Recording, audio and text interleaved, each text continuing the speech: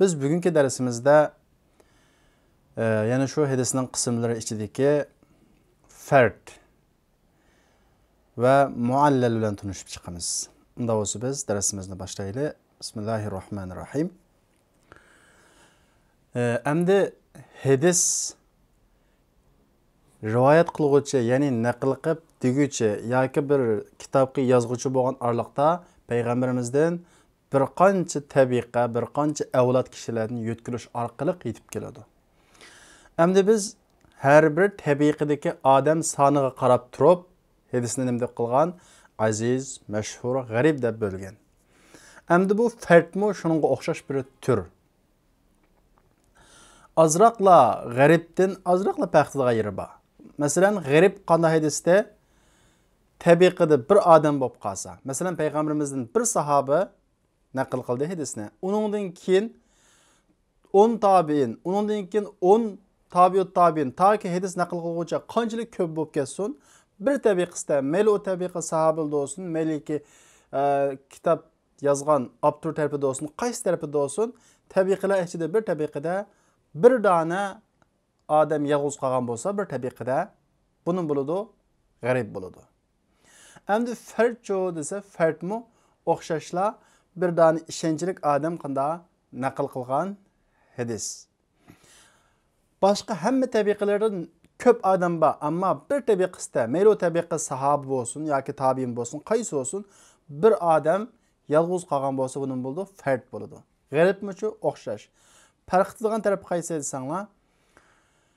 Endi fard uch xil narsani o'z ichiga oldi. Birisi tabiqada bir odam yolg'iz qolgan bo'lsa, ikkinchisi bir odam yolg'iz emas, bir tabiqada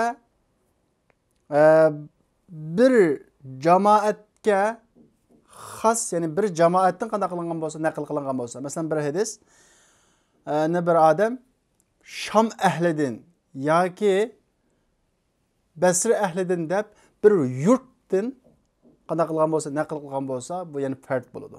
Chunki hadisning unda ishonchi yuqori darajada ishonchli bo'lish uchun u yerdan her tarafdan naql qilingan bo'lsa, bu shuncha ishonchli bo'ladi. Ammo bir jamoatdan naql qilingan bo'lsa, garchi ko'p odam naql qilingan bo'lsa-mu, bu hammasi bir yerdagi bir jamoat bo'lg'achqa, bu yana nima bo'ldi? Fard bo'ladi. Bu ikkinchisi. Shaxsdan boshqa bir jamoatdan naql qilingan bo'lsa, fard bo'ladi.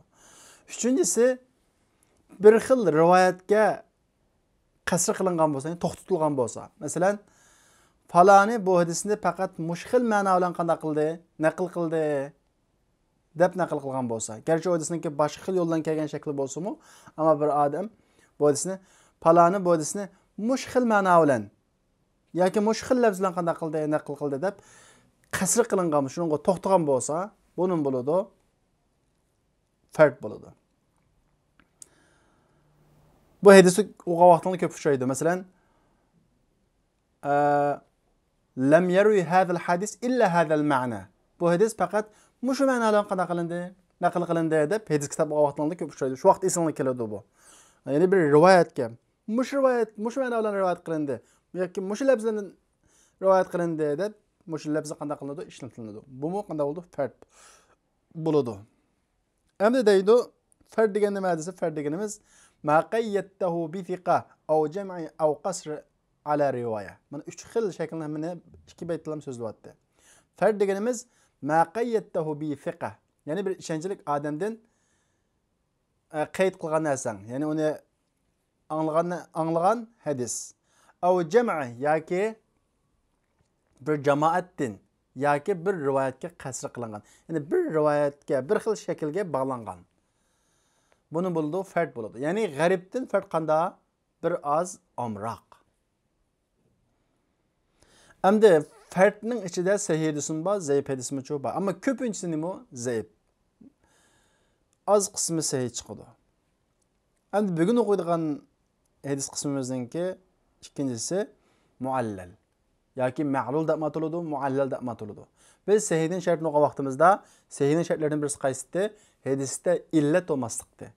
Illat bo'lmasa sahih bo'ladi. Agar illat bo'lib qolsa, bu hadis muallal yoki ma'lul bo'ladi. Muallal degan nima, illat degan nima desa, masalan, buni normal odamlar pəxtənməydiğən, hətta sizlə bizlərlə pəxtənməydiğən, məxsus hadis ilə məşğul olan muhaddislər pəxtələydiğən illət.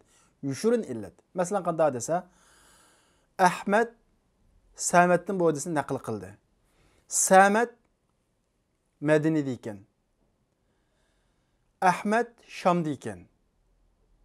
Bu Əhməd Şamda, Səməd Mədinədə olsa qanda nəql qıldı? Tarix qarasaq, Əhməd Mədinəyə beribdi ikən. Bizcə Əhməd Mədinəyə beribdi ikən. Onda olsa, bular uçuşubdi ikən. Uçuş ehtimali var bağlandı ikən. Bu işkilə hadis alım olğandı ikən. Qanda aşağıda tutub hadis ögünübdi ikən. Onda olsa bu hadis illət yoxkən deb qaraymiz. Amma hadis oğanlar bunu texmi təkşürgəndən keyin ma adam Əhməd Mədinəyə bağa vaxtında Səməd qaza qıb ketibdi ikən.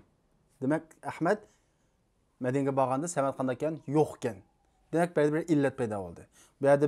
Bu hadisni gerçi Əhməd Səmədin nəql qılınsımı o'ttirib birinin bağa üzüklük buluş ehtimali var. Bir illət payda oldu deyimiz.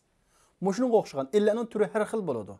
Çıxıb bir azraq bağlılığı olmaydıgan səbəblərin həmmisinin buludu, illət buludu. Məsələn biz illətini düşünürgən vaxt düşündüdük. Məsələn palanı sahabi faqat Resulullah'tan 10 hadis nəql qılınğan deb yazılğan bolsa, amma biz biladigan 10 hadisnin yəni birisi çıxıb qaldı.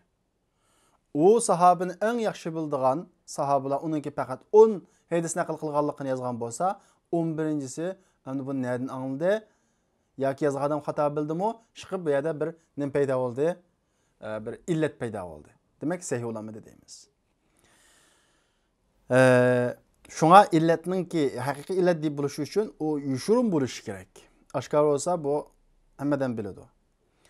Hem muallel hadisken kanda hadisi sana deydi. وَمَا بِعِلَّةٍ غُمُودٍ اَوْ خَفَى مُعَلَّلٌ عِنْدَهُمْ قَدْ عُرِفَا. Ma'lul hadis degenimiz اَلَّذِي ma memedeki elezi meniste. اَلَّذِي بِعِلَّةٍ غُمُوز. Yani غُمُوز degen yuşurun illet, ev hafa, yani mehbi olan bir illet olan boğan hadis. Yani onun da yuşurun yani mehbi illet olan hadis muallal buludu. İndahum muallelun indahum urifa. Ulanın kaçta muallal deb qana qılğan, tunulğan deydi. Demek biz bugünkü dersimizde okuduk, fert okuduk ve muallal okuduk. Fert degen nimetde bir adam naql qılınğan hadis. Bir senette bir adam yalğız qalğan yoki bir cemaat, yani bir yurt ehli yalğız qalğan yoki ma'lum bir lafzi yoki ma'lum bir shaklga qasr qilingan, yani şu şekilde naql qildi deb şu şekilge, şu ma'noga bog'langan shaklda naql qilingan hadislarning bo'ldi, fard bo'ladi. Muallal şu hadisda yuşurun bir illet bo'lib qolsa, bu muallal hadis bo'ladi.